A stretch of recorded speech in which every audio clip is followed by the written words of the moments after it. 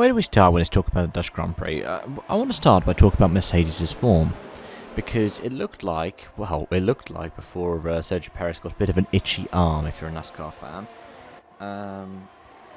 In qualifying, there was every chance Lewis Hamilton could have gotten pole position. At the same time, there's every chance Mercedes could have won today.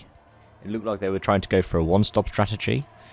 Then when the VSC came out, they managed to time that right, get both the cars in a contended position where they could have been in a 1-2, and they were when the safety car came out. But with Verstappen pitting under that safety car, and the safety car going through the pit lane, George Russell saw a chance to get onto softs, a chance that Lewis didn't take, and was a sitting duck at the restart. He was so annoyed with Merck over that. To be fair, if I was in a position where I felt like I was going to be able to win, I would be. I mean, the last time Lewis was leading in a late safety car restart involved Nicholas Latifi and lap cars between himself and Max Verstappen being let go, with Max on fresher, softer tyres. Right? But this one's not got conspiracy theories behind it, no. I mean, I don't think that there's any credence to any of them.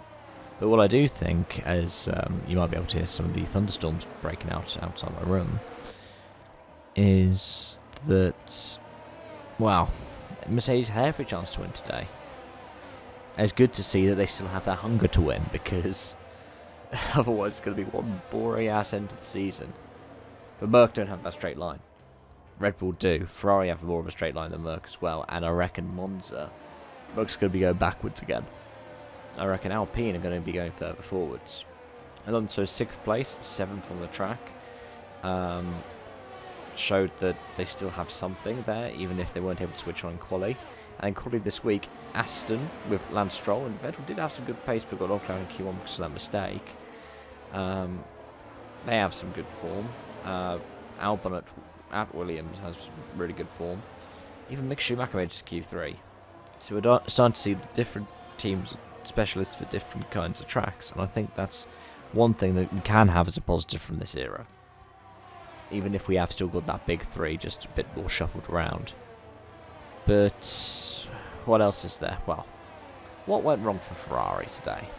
You had the slow stop for Sainz. You then had even more mistakes for Sainz, right? Like, Leclerc was quite slow for a lot of the race.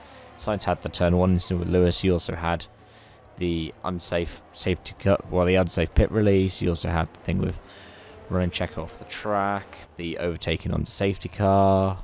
Not safety car, sorry, overtaken under yellow flag. It ended up being the safety car because when Bottas was stopped. At this point, it's starting to just become a litany of things, both things the team can control and some things the team can't control either. And I don't really know what the solution is, because simply just doing Ferrari things and deciding to, well, blame leadership and sack Binotto, that's not going to fix the issue. There's something inherently wrong there, and they need to get to the bottom of that. Because they are now in a position where, if you look at the standings coming out of today, what's happened? Merc are right up behind them, and George is 13 points behind Leclerc, and Lewis is 17 points behind Carlos.